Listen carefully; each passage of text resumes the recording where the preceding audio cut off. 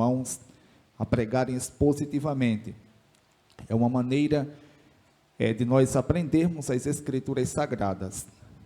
Todavia, uma pregação sistemática, bem exposta, ela vai nos trazer grandes ensinamentos sobre doutrinas bíblicas e também temas relacionados às Escrituras. Hoje, o tema da mensagem é a volta de Jesus. Já preguei algumas vezes relacionado à volta de Jesus, todavia, acredito que a primeira vez que irei pregar, mostrando o que precederá a volta de Jesus. Jesus, ele falou sobre sua volta, o que precederia. O apóstolo Pedro, o apóstolo Paulo, o apóstolo João, o Judas, o escritor aos Hebreus. Todavia, fiz uma síntese aqui para nós vermos o que antecederá a volta de Jesus, no caso, nos ares, para nos arrebatar e estarmos para todo sempre com o Senhor. Portanto, Evangelho de Jesus Cristo, que segundo escreveu o apóstolo João, capítulo 14, onde Jesus nos faz a promessa áurea, ou seja, a promessa de ouro. O ápice das promessas para nós que somos cristãos, tanto os que estão vivos como os que estão mortos. Essa é a promessa, ou o ápice da promessa, que diz assim, Jesus falando. A tradução que eu uso é a NVI, a Nova Versão Internacional, diz assim: não se perturbe o coração de vocês, creiam em Deus, creiam também em mim. Na casa de meu pai há muitos aposentos, ou moradas. Se não fosse assim, eu teria dito a vocês, vou preparar lugar para vocês. E quando eu for preparar lugar, voltarei e os levarei para mim, para que vocês estejam onde eu estiver. Vocês conhecem o caminho para onde vou? O versículo 3 diz, e quando eu for preparar lugar, voltarei e os levarei para mim, para que vocês estejam onde eu estiver. Oremos a Deus. Deus eterno, bendito, santo e excelso Pai, em nome do teu santo Filho Jesus, te peço perdão por todos os pecados que assim cometi.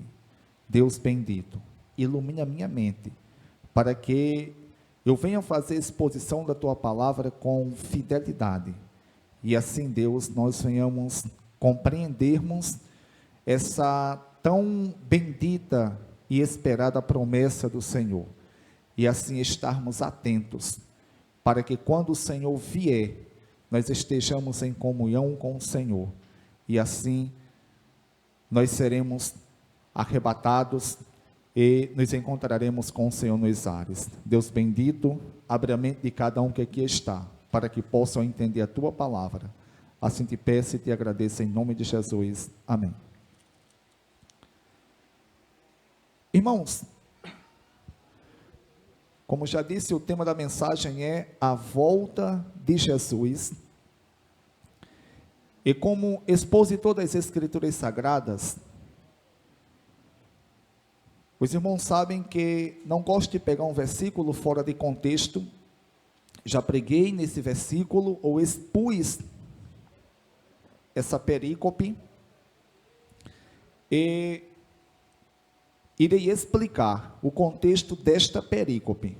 Jesus, irmãos, nesta ocasião, ele estava, na verdade, Jesus, ele tinha dito para os seus discípulos que um dos que estavam com ele à mesa, iria traí-lo. Jesus tinha dito aos discípulos também que era necessário que ele fosse a Jerusalém e entregasse aos principais dos sacerdotes e fariseus, fosse morto e ressuscitasse ao terceiro dia. Jesus também tinha predito aos seus discípulos que Pedro o negaria. Diante dessas afirmações, Jesus, ele olha para os discípulos e diz no versículo 1: não se perturbe o coração de vocês, ou seja, se acalmem, creiam em Deus, creiam também em mim. Jesus diz: creiam em Deus e creiam também em mim. Na casa de meu pai há muitos aposentos. Se não fosse assim, eu teria dito a vocês. Jesus aqui diz que na casa de Deus, ou seja, no céu, há muitas moradas ou aposentos. Vou preparar lugar para vocês. Irmãos, esse lugar que Jesus ele disse que vai preparar, algumas pessoas erroneamente pensam que Jesus está se referindo ou está dizendo que vai preparar as moradas. Não, as moradas, ele já disse no versículo anterior que na casa do Pai dele tem muitas moradas. O lugar que Jesus foi preparar para nós foi no Calvário. Foi morrer por toda a humanidade e ressuscitar o terceiro dia para a nossa justificação. Portanto, quando ele diz, vou preparar lugar para vocês, e quando eu for preparar lugar, voltarei, agora se referindo à sua segunda vinda, na sua primeira etapa, voltarei e os levarei para mim mesmo, para que vocês estejam onde eu estiver. Ou seja, Jesus, ele promete-nos que ele iria preparar lugar na cruz do Calvário. Ele preparou, ou seja, ele morreu. Jesus disse que ressuscitaria ao terceiro dia e ressuscitou. Tudo isso se cumpriu cabalmente. E Jesus aqui, a outra parte da promessa, que é a promessa áurea, ou seja, a promessa de ouro, Jesus diz: e quando eu for vos preparar lugar, voltarei e os levarei para mim mesmo, para que vocês estejam onde eu estiver. Irmãos, eu confesso a vocês que uma coisa que me impressiona muito é que lembram-me como hoje estava vendo umas fotos em casa, lembram-me que há tanto tempo atrás, há cerca de mais de 30 anos, ou cerca de 31 anos, eu tenho uma foto com meu irmão Josemar, na Igreja Assembleia de Deus, aqui, na pequenininha, na antiga, em 93, e tem umas fotos antigas ainda. E uma coisa que é de chamar-nos a atenção, é que, naquela época, mesmo com a limitação em relação ao conhecimento das Escrituras, a gente ouvia muitas pessoas falarem da volta de Cristo. Na verdade, quase todos os cultos, quem é crente aqui há mais de 30 anos sabe, quase todos os cultos nós ouvíamos alguém dizer, Jesus voltará, Jesus voltará. lembram-me muito bem, um hino antiguíssimo, aonde a minha irmã de Deus vai me ajudar, quem é a cantora que fala, João viu, Jerusa Barros, Josmar lembra, milhares e milhares de anjos. Irmãos, eu vou completar agora 40 anos, ainda sou do tempo do 2 e 1, porque teve o 2 e 1, depois teve o 3 e 1, isso é bem antigo, isso é para quem é lá de antigamente. E lembro-me muito bem que os hinos, a discos ainda, eram hinos que falavam sobre a volta de Cristo. Andréa Fontes, E o tempo passou, já faz 30 e poucos anos, e confesso que a cada momento, ou a cada ano que nós passamos, a gente menos ouve acerca da volta de Cristo. Lembram-me muito bem que há cerca de quase 14 anos atrás, quando Deus ele me chamou, eu ouvia menos acerca da volta de Cristo, menos em relação ao que eu ouvia na época ainda como criança, que minha mãe, minhas irmãs me levavam para a igreja, mas bem mais do que o que ouço hoje. Hoje dificilmente nós ouvimos um sermão, seja ele expositivo, seja ele sistemático das Escrituras, como hoje iremos estudar um pouco de teologia sistemática. O que é teologia sistemática? É onde você pega doutrinas das Escrituras para estudar, e hoje a gente não ouve. E quando nós estudamos as Escrituras Sagradas, nós entendemos que a promessa áurea, ou das promessas que Cristo ele prometeu para a humanidade, a promessa áurea é o arrebatamento, é a sua volta. Porque o que adiantaríamos estarmos aqui agora, cultuando, se iríamos nos acabar aqui, acho que a maioria no cemitério aqui em Bacamarte, ou numa cidade vizinha? O que adiantaria isso? Mas o cristianismo, que é fundamentado em Cristo, ele traz-nos promessas tremendas para nós, e principalmente, a principal na verdade, é a volta de Cristo.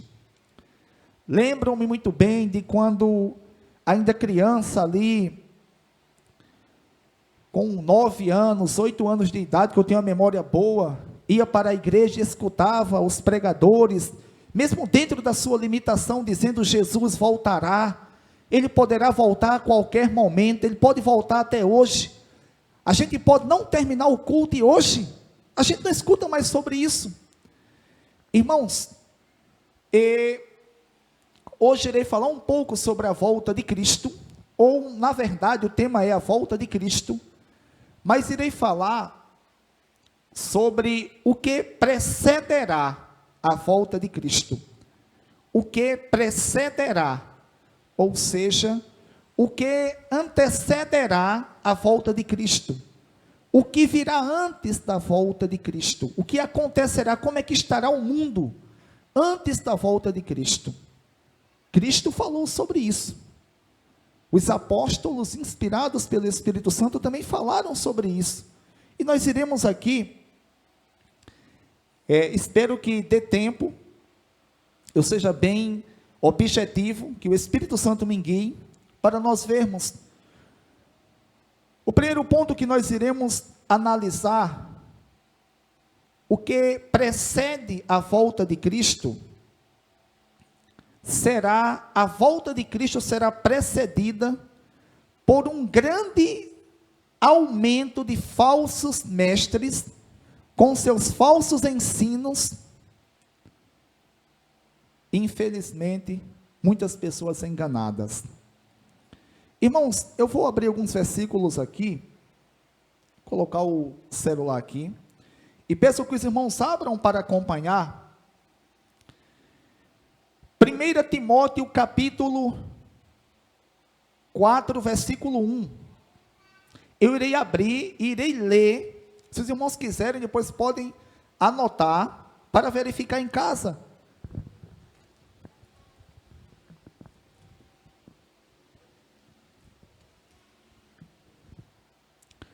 Primeiro Timóteo, capítulo 4, versículo 1, diz assim: o Espírito diz claramente que nos últimos tempos, alguns abandonarão a fé e seguirão espíritos enganadores e doutrinas de demônios. O Espírito, ou seja, o Espírito Santo diz claramente que nos últimos tempos, alguns abandonarão a fé e seguirão espíritos enganadores e doutrinas de demônios. Então, irmãos, uma das coisas que precederá a volta de Cristo, ou seja, que estará acontecendo antes de Cristo voltar, é que nesses últimos dias, alguns irão dar ouvidos a espíritos enganadores e a doutrinas de demônios. Abram aí na segunda epístola de Pedro, capítulo 2, versículo 1, 2, e se eu não me engano, 3. Segunda epístola de Pedro, capítulo 2,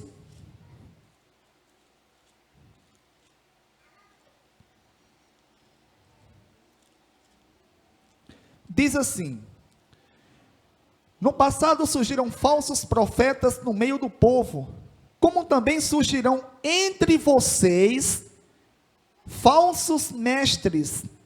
Estes introduzirão secretamente heresias destruidoras, chegando a negar o soberano que os resgatou, trazendo sobre si mesmo repentina destruição. Muitos seguirão os caminhos vergonhosos desses homens, e por causa deles será difamado o caminho da verdade. Irmãos, outra coisa que irá anteceder ou preceder a volta de Cristo é o aumento exagerado, grande, de falsos mestres.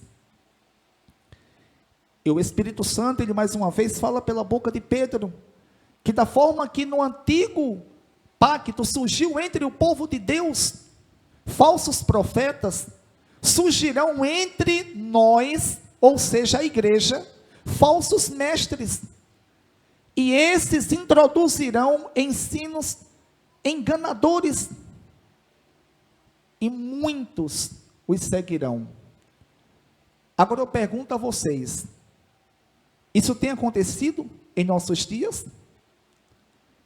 Tem surgido falsos mestres?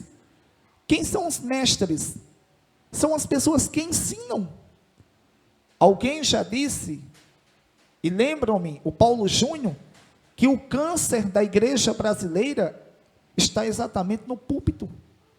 Por que no púlpito? Porque é do púlpito que sai tudo que a igreja está aprendendo. Se sair ensinamentos bons, corretos, de acordo com as escrituras, a igreja vai aprender. Mas se sair ensinamentos errados, a igreja também ela vai aprender erradamente. Abram agora, vamos ouvir Jesus falar, Evangelho de Jesus Cristo, que segundo escreveu o apóstolo Mateus, capítulo 4, capítulo 24, versículos 4 e 5.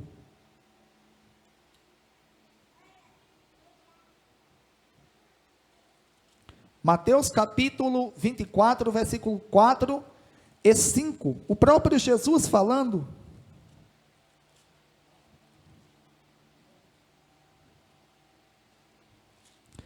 Diz assim: Jesus respondeu, irmãos, eu vou ler do 24 em diante, do capítulo, versículo 1. Jesus saiu do templo e enquanto caminhava, seus discípulos aproximaram-se dele para lhe perguntar, para lhe mostrar as construções do templo. Vocês estão vendo tudo isso? Isto? Perguntou ele. Eu garanto que não ficará aqui pedra sobre pedra, serão todas derrubadas.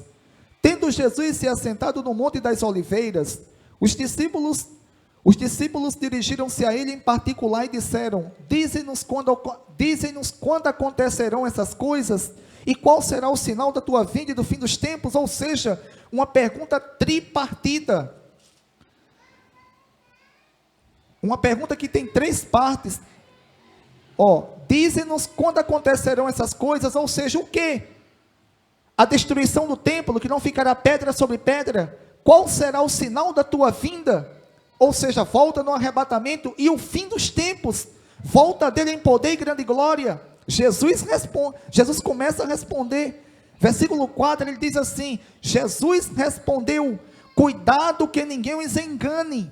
Cuidado que ninguém os engane. Pois muitos virão em meu nome, dizendo: eu sou o Cristo. E enganarão a muitos. E enganarão a muitos. Ou seja, Jesus falou que o que antecederá a volta dele são um grande número de pessoas vindo em nome de Jesus e falando: eu sou o Cristo. Aí alguém ingenuamente pode perguntar: mas será que não tem aquele Henrique Cristo? Irmãos, aquele Henrique Cristo, aquele cara, eu acho que ele é meio biruta, com todo o respeito à pessoa dele. Mas Jesus não está falando dele aqui não. Jesus está falando exatamente, sabe de quê? De pessoas que cada dia mais se levanta com novos pensamentos em relação às Escrituras. Estão entendendo? A cada dia mais se levanta novos pensamentos em relação às Escrituras Sagradas. Aqui na nossa cidade mesmo tem um movimento chamado discípulo, que eles têm um entendimento em relação às Escrituras que é completamente contrário ao que a ortodoxia cristã ensina, ou seja, o que os apóstolos ensinaram, o que a igreja em cerca de 2000 anos tem ensinado, e tantos outros movimentos, irmãos, sem contar também, irmãos, a questão de pensamentos errados dentro da igreja cristã. A cada dia mais chegam pessoas dizendo: não, isso aqui significa isso aqui. Só que quando a gente vai examinar, a gente vai ver que é contrário o que as Escrituras estão dizendo. E pessoas falando como uma autoridade humana, elas passam que estão ensinando a verdade. Ou seja, falso ensino. É essas pessoas que Jesus chama de falsos cristos. Ainda no capítulo 24, capítulo 24,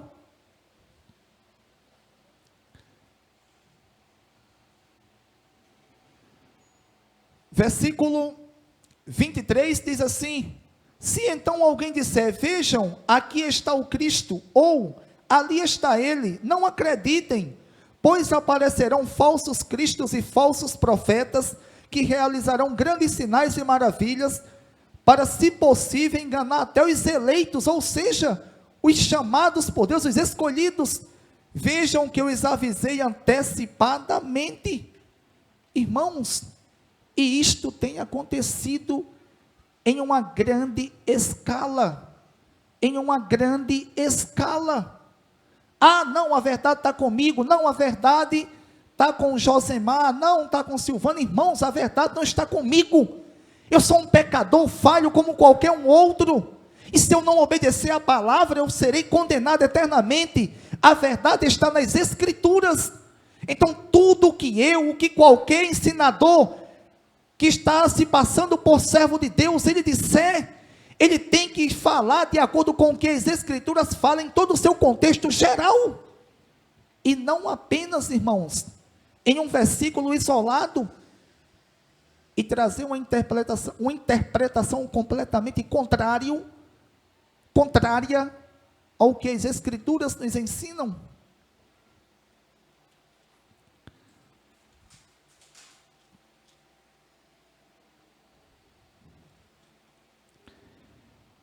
Irmãos, ainda, primeira epístola de João, capítulo 2, versículo 2, capítulo 2, versículo 18 e 19.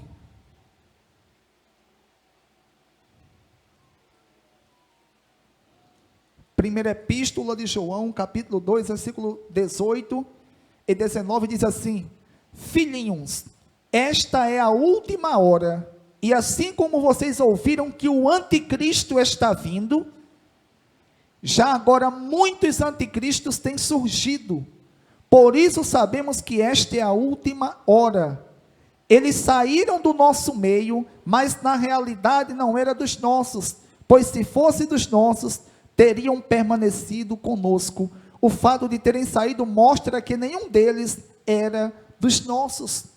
Ou seja, o apóstolo João aqui, ele fala da vinda do anticristo, do personagem anticristo, que é um personagem histórico, que ele só se revelará após o arrebatamento da igreja de Cristo da terra.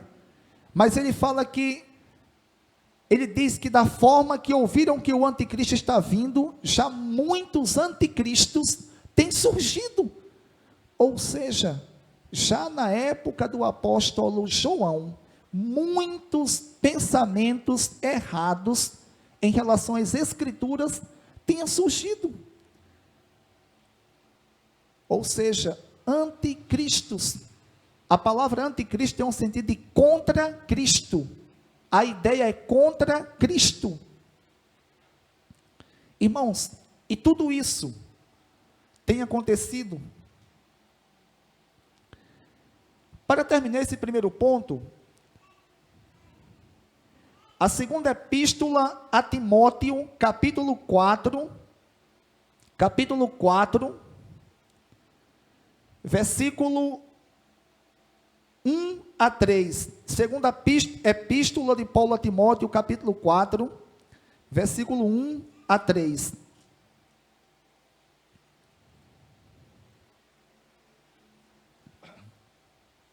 Diz assim: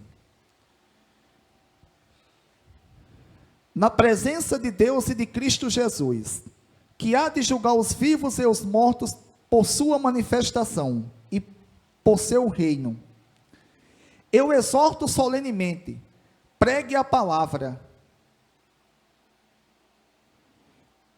esteja preparado a tempo e fora de tempo, repreenda, corrija, exorte com toda paciência e doutrina, pois virá o tempo em que não suportarão a sã doutrina, ao contrário, sentirão coceira nos ouvidos, juntarão mestres para si mesmos, segundo os seus próprios desejos.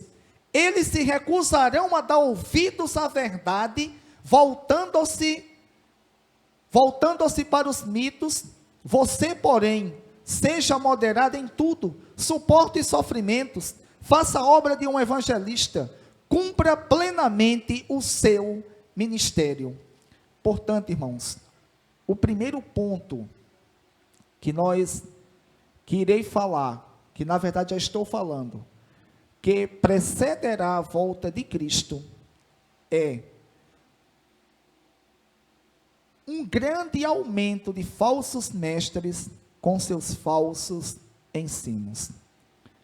E a gente viu aqui em alguns textos, e existe outros mais, é porque se fosse trazer todos, não dava para nós, para eu fazer exposição em apenas uma pregação.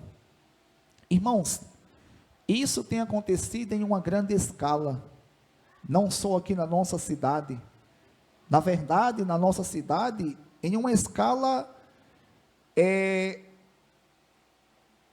em certo ponto até menor, no outro não. Em um ponto, a gente sabe que é menor, porque o número de seitas aqui, seitas propriamente dita, não é tão grande. Agora, no outro ponto não, porque o número ou a quantidade de ensinos errados em relação às escrituras que nós, irmãos, observamos que pessoas da nossa cidade que se intitulam crentes, e digo isso com certeza, tem pessoas sinceras, é incrível, ensinamentos que são tão simples, que devemos aprender no discipulado, e tem pessoas que até hoje não aprenderam, não é que se tornaram crianças na fé, na verdade, muitas estão desviadas da verdade, a palavra certa é essa, irmãos, e Cristo disse, que este era um dos sinais, que precederia a sua volta, por isso, irmãos, nós que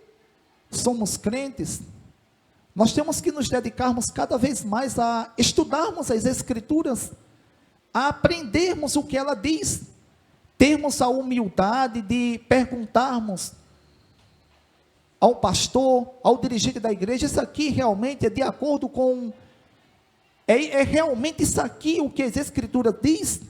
É realmente isso aqui? Porque, irmão, se nós não tivermos cuidado, a gente se perde de dentro da igreja, porque não existe três caminhos, não existe, vamos supor, o pastor Paulo Júnior, que eu admiro como pregador e como homem de Deus, ele ensina as Escrituras, apesar que eu não concordo com ele em alguns pontos, mas, no geral, com fidelidade. Aí tem uns que ensinam errado, mas eu não ensino com fidelidade como o pastor Paulo Júnior, fico no meio termo, não tem meio termo não, ou eu ensino, ou eu desensino, ou eu presto um serviço a Deus, ou eu presto um desfavor ao Evangelho, ou eu ensino o caminho da verdade aos irmãos, ou então eu ensino o caminho da perdição.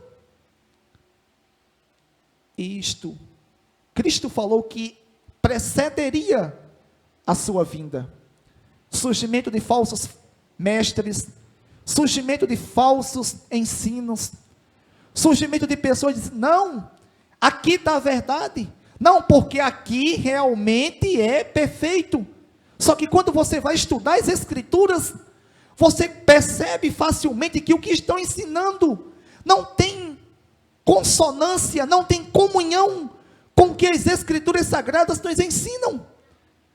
Irmãos, diante de tudo isto, uma coisa nos alegra, Gilberto, é que nós temos que levantarmos as nossas cabeças, entendermos que Cristo falou que isso antecederia a sua volta, e glorificarmos a Ele, dizendo, Maranata, ora vem, Senhor Jesus, porque Cristo, irmãos, está às portas. Tudo isso que nós vemos hoje, que nós verificamos aqui, é mais um sinal indicando que a volta de Cristo, ela está próxima.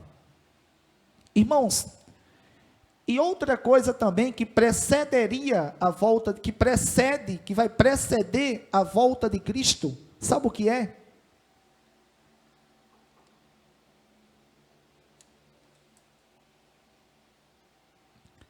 Apostasia.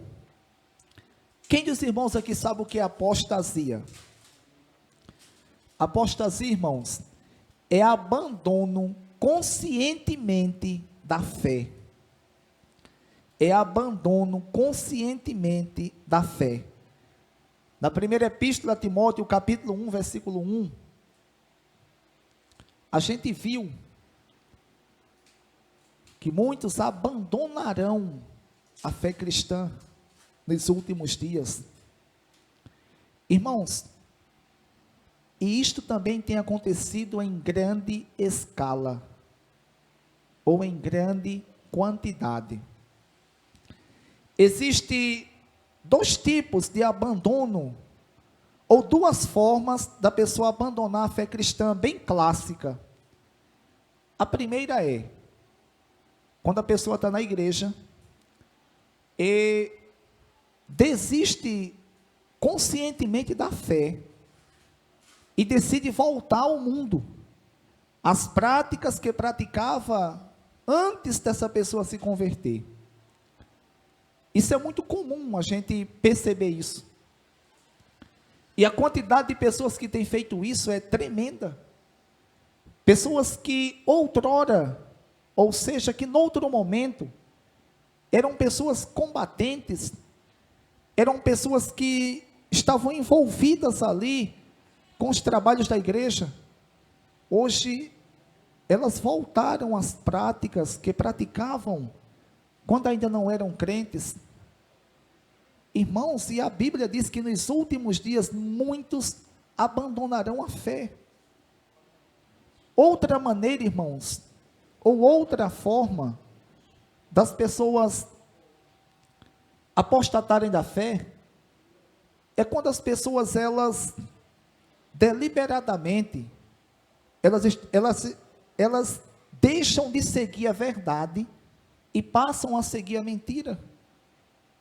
As pessoas, existem crentes como eu conheci, que eram pessoas sinceras para com Deus, e de repente ouviram ensinamentos de um segmento sectário, de uma seita como as Testemunhas de Jeová, e foram convencidas que estavam erradas, e passaram a seguir a esse segmento.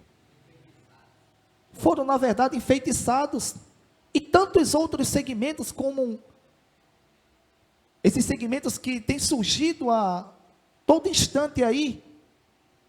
Outra maneira também, irmãos, que a gente vê bem comum hoje, de apostasia dentro da igreja, sabe qual é? É quando as pessoas que outrora, que noutro momento, eram pessoas sinceras com Cristo, mas depois de um certo tempo, elas abandonaram a fé cristã, e não foram para o mundo, para as práticas que praticavam antes de se converterem, e também não foram para um segmento sectário, ou seja, para uma seita. Elas ficaram dentro da igreja, com as mesmas práticas que elas praticavam quando era do mundo. Elas continuam cantando, elas continuam pregando, dependendo do caso, são até líderes, são até pastores, mas já abandonaram a fé há muito tempo. Irmãos, isso é apostasia, abandono conscientemente da fé. E a Bíblia Sagrada nos diz que isso precederia a volta de Cristo. Portanto, irmãos, mais um sinal de que a volta de Cristo, ela está cada vez mais, a cada instante, mais próxima. O terceiro ponto que irei falar é sobre perseguição. Abram aí Marcos, Evangelho de Jesus Cristo, que segundo escreveu o evangelista Marcos, capítulo 13, versículo 10 e 11.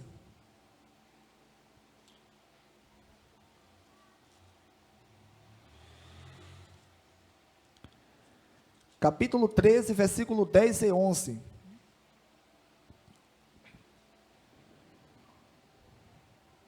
Diz assim: e é necessário que antes o evangelho seja pregado a todas as nações. Sempre que forem presos e levados a julgamento, não fiquem preocupados com o que vão dizer. Digam somente o que for dado a vocês naquela hora, pois não serão vocês que estarão falando, mas o Espírito Santo. Irmãos, eu não estou pegando aqui versículo fora de contexto, não. Podem ler do capítulo 13 em diante, que Jesus vai falar sobre o fim dos tempos. Jesus está falando aqui sobre o fim dos tempos. Jesus estava falando aqui, essa profecia aqui é uma profecia que tem duplo cumprimento. Ou seja, ela cumpriu-se com os judeus e com os cristãos daquela época no geral, judeus e gentios, e ela se cumprirá também, ou está se cumprindo, na atualidade agora, está se cumprindo. Por quê, irmãos? e vai se cumprir mais ainda no período tribulacional, porque existem países onde o evangelho ele não pode ser pregado de forma alguma. Existem países onde pregar o evangelho é um crime. Existem países onde, se eu morasse lá e se convertesse a Cristo, eu tinha que permanecer em silêncio. Eu não poderia contar nem a meus filhos, nem a minha esposa, porque se alguém dissesse, eu era morto. Irmãos, mas a perseguição para com os cristãos, ela tem crescido praticamente em todos os países. Um exemplo, a gente vive no Brasil, né? Nascemos em um país que, entre aspas, se diz que é democrático, né? A nossa Constituição Federal, se vocês forem verificar, se eu não me engane, no artigo 5, inciso 5, 6, 7 e 8, fala sobre a liberdade de culto que nós temos. Um exemplo, se porventura chegar um rapaz aqui, seja um rapaz, seja uma moça, seja quem for, bagunçando aqui, de acordo com a nossa Constituição Federal, e nós ligarmos para uma viatura, a viatura pega ele em flagrante, ele é levado diretamente para Itabaiana, para a Delegacia de Polícia Civil, que está funcionando nesse exato momento, e ele é preso em flagrante. Ele é preso em flagrante. Ele não vai chegar lá e depois voltar, não, ou então vão botar ele para casa, não. É crime. Da mesma forma, se tivesse um centro de macumba, um centro espírita, e alguém for bagunçar, acontece da mesma forma, porque nós temos liberdade religiosa em nosso país. Todavia, a gente sabe que a cada momento que se passa, a gente vê que essa liberdade ela tem se acabado. Um exemplo, o casamento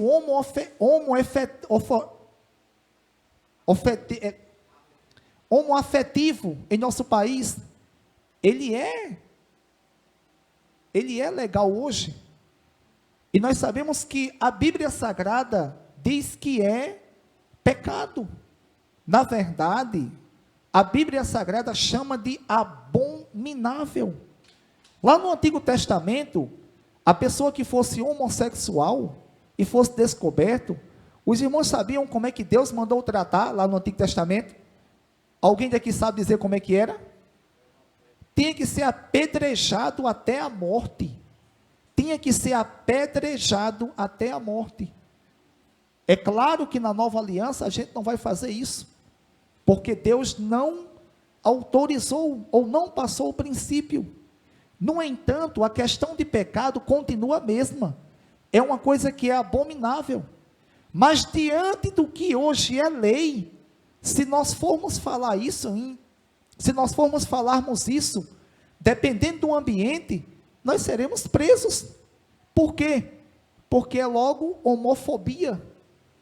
É homofobia.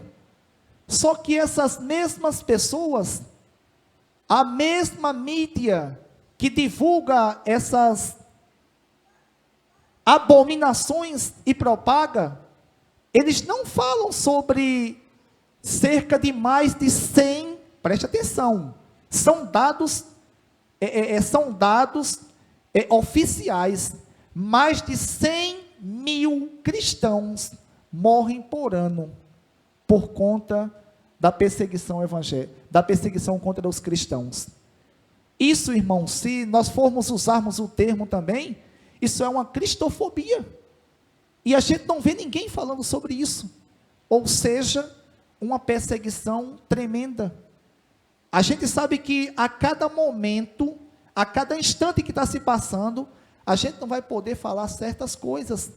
Logo, logo, irmãos, podem ter certeza, as nossas redes sociais serão regulamentadas, ou seja, controladas pelo governo, que está louco para controlar, e a gente vai cada vez mais ter menos espaço para falarmos publicamente de Cristo.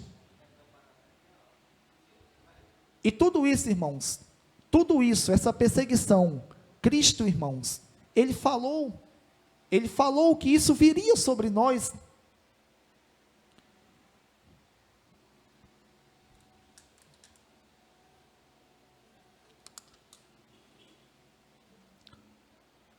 Quarto ponto que irei falar, a multiplicação da iniquidade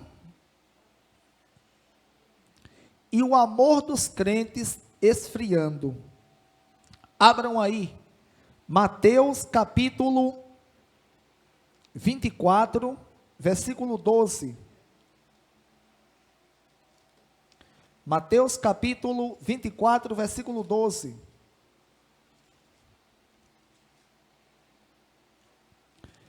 Irmãos, podem chegar em casa e verificar esses versículos. Eu não estou aqui fazendo como alguns ditos expositores e pregadores que as pessoas gostam muito, pegando versículo fora de contexto, não. Podem verificar que são versículos dentro do assunto que estou falando. Capítulo 24, versículo 12, diz assim. Versículo 9. Então eles os entregarão para serem perseguidos e condenados até a morte. E vocês serão odiados por todas as nações por minha causa. Naquele tempo, muitos ficarão escandalizados, trairão e odiarão uns aos outros. E numerosos falsos profetas surgirão e enganarão a muitos. Devido ao aumento da maldade ou da iniquidade, o amor de muitos esfriará. Mas aquele que perseverar até o fim será salvo. Irmãos, com o aumento da iniquidade, da maldade, do pecado, o amor de muitos esfriará. A palavra muitos aqui nesse versículo, no idioma grego, ela tem um sentido de quase todos. Agora me diga uma coisa. Jesus se referiu a quem aqui? Quem são esses muitos que o amor de quase todos esfriarão? Desses muitos. São das pessoas lá do mundo? As pessoas lá do mundo, eles vão esfriar em relação a Cristo? Vocês acham que vão? Eles nunca foram quentes. Como é que eles vão esfriar? Jesus aqui se referiu às pessoas que serviam a Ele, que por se multiplicar o pecado, a iniquidade, o amor de muitos esfriariam. Irmãos, e a gente tem presenciado isso, o amor de muitas pessoas esfriando dentro da igreja, pessoas que noutro momento viviam trabalhando para Deus, envolvidos com Cristo, irmãos, perderam completamente a comunhão para com Cristo. E o interessante é que tudo isto acontece debaixo de nossos olhos. E a gente, irmãos, fica até mesmo, dependendo da situação, sem saber o porquê isso acontece. Na verdade, é mais um sinal indicador da volta de Cristo. Se nós pararmos para analisarmos a quantidade de pessoas que há cerca de 10, 15, 20 anos atrás, eram pessoas fervorosas na igreja, e hoje esfriaram completamente. Irmãos, a gente chega a uma conclusão que isso está acontecendo, esse sinal está acontecendo debaixo de nossos olhos. E diante disso, sabe o que acontece conosco? A gente fica como que nada tivesse acontecendo. Mas na verdade, isto é um sinal da volta de Cristo. Ele falou que quando ele estivesse próximo a voltar, o que iria acontecer, o que iria preceder, o que iria anteceder, e um dos sinais, mais um dos sinais é o esfriamento. Irmãos, que diante disto, a gente também não venha cair num esfriamento espiritual, mas pelo contrário, venhamos orar por quem está nessa situação, venhamos pedir forças a Deus para que nós possamos continuar, para que nós possamos prosseguir em avante, vivendo, procurando aprender e viver o Evangelho, e não recuarmos e voltarmos às práticas que praticávamos anteriormente, mas pelo contrário, propagarmos o Evangelho de Cristo e vivermos. Irmãos, outro sinal, o outro ponto que iremos trabalhar, e o outro sinal que precederá a volta de Cristo, é o ressurgimento de Israel como Estado. O ressurgimento de Israel como Estado. Irmãos, eu poderia ler aqui inúmeros textos, porque tem inúmeros. Mas vocês sabiam que Israel, eu já falei isso aqui inúmeras vezes, vocês sabiam que Israel, lembram que eu li aqui Mateus capítulo 24, versículo 1 em diante, quando Jesus, ele estava com os seus discípulos, e eles foram mostrar a Jesus as estruturas do templo. Aí Jesus olhou para eles e falou assim: olha, não ficará aqui pedra sobre pedra que não seja derrubada. Aí eles olham para Jesus e fazem uma pergunta a Jesus, tripartida, e diz: quando acontecerão essas coisas? Ou seja, quando isso aqui não ficará pedra sobre pedra? Quando será? Qual será o sinal da tua vinda e do fim dos tempos? Irmãos, Jesus começa a dizer ali o que precederia a vinda dele. E o templo, que Jesus falou que não ficaria pedra sobre pedra, e também a própria nação de Israel, o próprio Estado de Israel, no ano 70 da era cristã, um homem que tinha por nome Tito, que era general do Império Romano, ele cerca Jerusalém por causa de algumas revoltas, ali por volta de 68 antes de Cristo, depois de Cristo, e no ano 70, ele fura buracos ali no muro de Jerusalém, entra no templo, destrói, irmão, toda a cidade e também o templo. Irmãos, a partir daquele momento ali, Israel deixou de existir como nação. A partir daquele momento ali, Israel deixou de existir como nação. Isso agora é história. Depois de ter se espalhado pelo mundo, ou entre as nações, Israel foi restabelecido como Estado em 14 de maio de 1948. O mesmo Deus que espalhou os israelitas havia feito uma promessa de ajuntá-los em sua terra. E isso aconteceu, e isto aconteceu desde o fim da primeira metade do século 20. Irmãos, uma profecia que Deus falou, Isaías capítulo 66, pega para os irmãos conferirem aí, Isaías capítulo 66, versículo 8.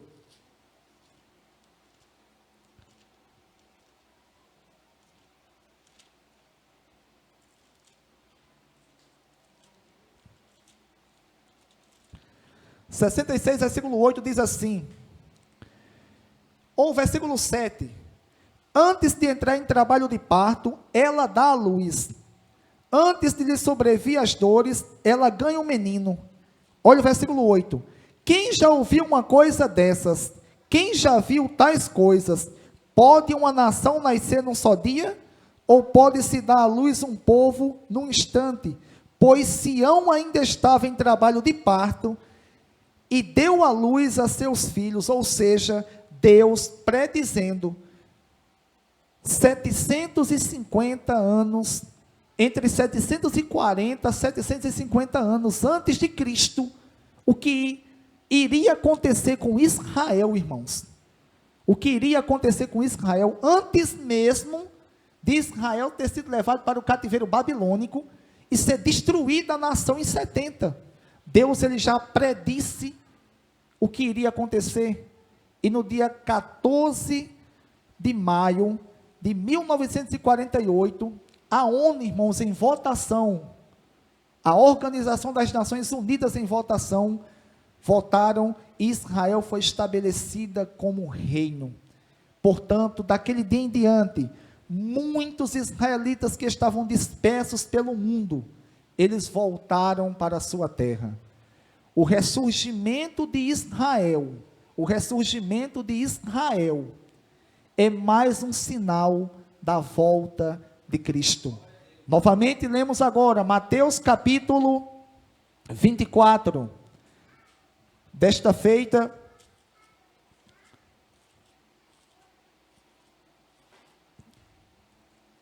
versículo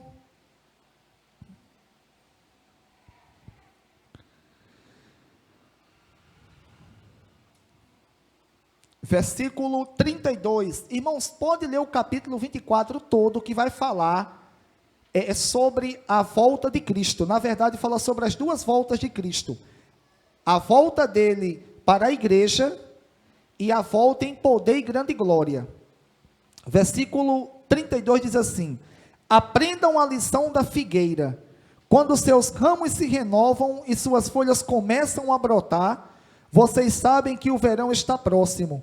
Assim também, quando virem todas estas coisas, saibam que ela está próxima, às portas. Eu asseguro a vocês que não passará esta geração até que todas estas coisas aconteçam. Os céus e a terra passarão, mas as minhas palavras não passarão. Aprendam a lição da figueira. Quando os seus ramos se renovam e suas folhas começam a brotar, vocês sabem que o verão está próximo. Irmãos, Jesus aqui, ele fala sobre a lição da figueira. Sempre que Deus queria falar com Israel, ele usava essa metáfora da figueira, da oliveira. E Jesus aqui fala sobre a figueira aqui, que quando ela começasse a brotar, eles sabiam que o verão estava próximo. Ou seja, Israel, irmãos, iria ressurgir. E Israel ressurgiu como nação. É mais uma evidência que Cristo, ele está muito próximo de voltar. Irmãos, irei adiantar aqui, agora será bem mais rápido. O sexto ponto é o seguinte: como será a volta de Cristo? Como será a volta de Cristo? 1 Tessalonicenses, capítulo 4, versículo 16, diz assim: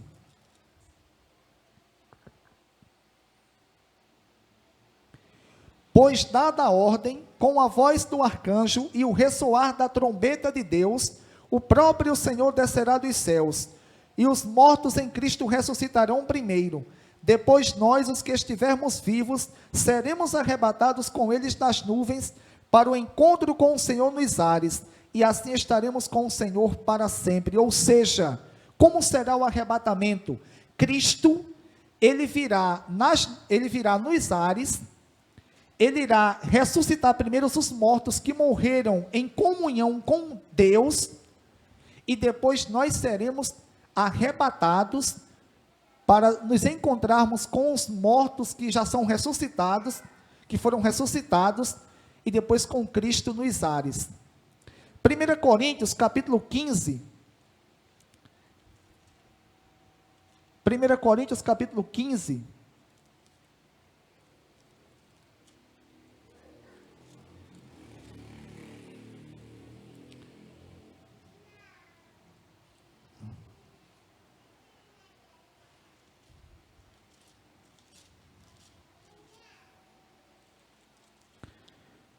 1 Coríntios capítulo 15, do versículo 50 em diante, diz assim: irmãos, eu declaro a vocês que carne e sangue não podem herdar o reino de Deus, nem o que é perecível pode herdar o imperecível. Eis que digo um mistério: nem todos dormiremos, mas todos seremos transformados. No momento, num abrir e fechar de olhos, ao ressoar da última trombeta, pois a trombeta soará, os mortos ressuscitarão incorruptíveis, e nós seremos transformados. Portanto, irmãos, como será? Jesus voltará nos ares, ressuscitará primeiro os mortos em Cristo, depois nós seremos arrebatados, os que estiverem em comunhão com Cristo. Preste atenção, só vai ser arrebatado quem estiver em comunhão com Cristo, será arrebatado, e isto será num abrir e fechar de olhos, ou seja, uma coisa muito rápida. Agora, irmãos, quando será? Quando será? Eu escutei uma vez que em Massaranduba, uma senhora, num círculo de oração, ela profetizou o dia e a hora. Então, essa é forte, essa é poderosa. Quando será? Abram aí, Mateus capítulo 24, vamos ver quando será. Versículo 36.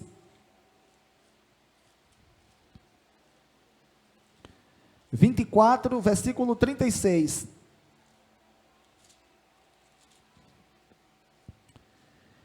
Eu vou ler para adiantar. Mais uma vez, Jesus está falando aqui sobre a sua volta. Quanto ao dia e a hora, Jesus falando, quanto ao dia e a hora, ninguém sabe, nem os anjos dos céus, nem o Filho, senão somente o Pai.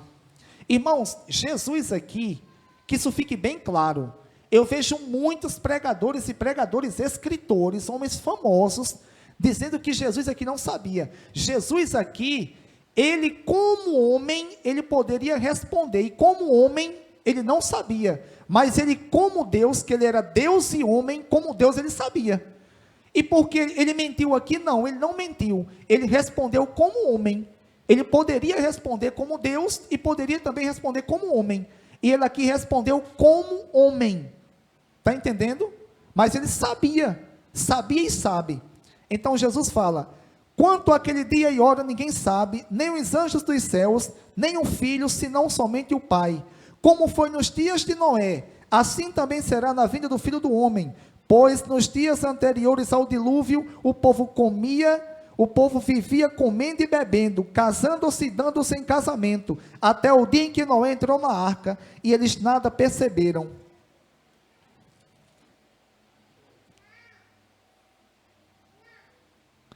Até que veio o dilúvio e os levou a todos. Assim acontecerá na vinda do Filho do Homem. 2 homens estarão no campo, um será levado e o outro deixado. 2 mulheres estarão trabalhando no moinho, uma será levada e a outra deixada. Quem será levada? A que estiver em comunhão com Cristo, a que for crente e estiver em comunhão.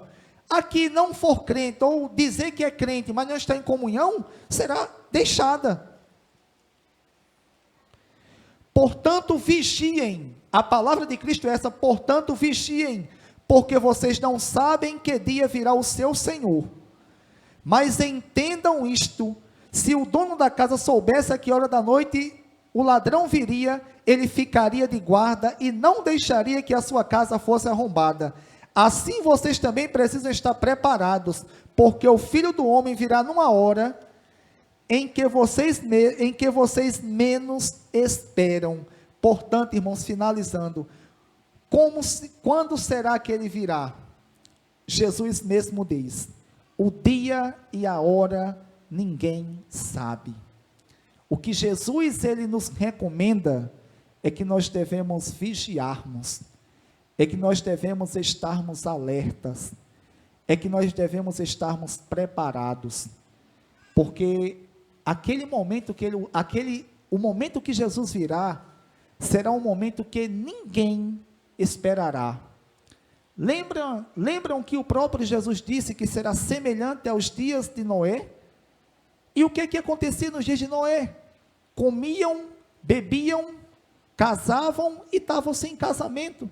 Irmãos, eu ficava me perguntando como novo convertido, qual é o problema de comer, de beber, de casar e dar sem casamento? Qual é o problema de casar, de comer, de beber? Sabe o que Jesus quis nos ensinar ali? Sabe o que ele quis nos ensinar? Que quando ele voltar, ele falou que será semelhante aos dias de Noé. É porque naqueles dias ali ninguém esperava. Serão dias comuns.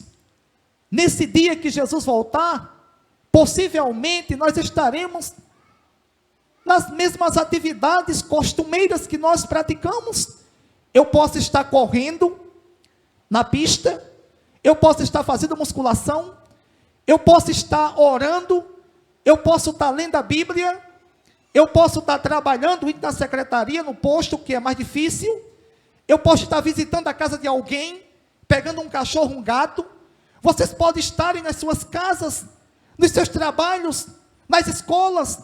A gente pode estar aqui cantando a Deus, ou a gente pode estar dormindo. Irmãos, aquele dia, aquela hora, ninguém sabe. Portanto, o que Jesus nos recomenda é que nós devemos estarmos vigilantes. Vigilantes. Semelhantemente, como ele pregou naquela parábola das 10 virgens, que ali não é a igreja, pode ser aplicado à igreja, o princípio de vigilância, estarmos preparados. Serão dias normais, serão dias, irmãos, que nós estaremos nos nossos afazeres costumeiros, corriqueiros, que nós fazemos durante o dia. E Jesus diz, se o pai de família, ele soubesse a hora que o ladrão iria para a sua casa, ele vigiaria, e a sua casa não seria arrombada. Mas só que ele não sabe. Da mesma forma, é a vinda do Filho do Homem. Nós não sabemos. Jesus, irmãos, ele pode voltar até antes mesmo de nós finalizarmos, de eu finalizar o culto. Até antes mesmo de nós chegarmos às nossas casas. Jesus, irmãos, ele pode voltar no momento que a gente esteja dormindo. A gente não sabe. Portanto, o que nós devemos fazermos é estarmos constantemente em comunhão com Cristo. Como tenho dito aqui, sempre que tenho o privilégio de pregar ou de ensinar a palavra, todo momento que nós pecarmos, irmãos, nós temos que pedirmos perdão de imediato a Cristo. Nós temos que de imediato pedirmos perdão a Cristo. Porque se nós não vigiarmos, Cristo virá. Porque os sinais que nós vimos aqui, tem tantos outros, como guerra, fome, peste e terremotos. Isso tem acontecido em grande escala. E tudo isto indica que a volta de Cristo, para arrebatar o povo que a Ele serve aqui na terra, está cada vez mais próxima.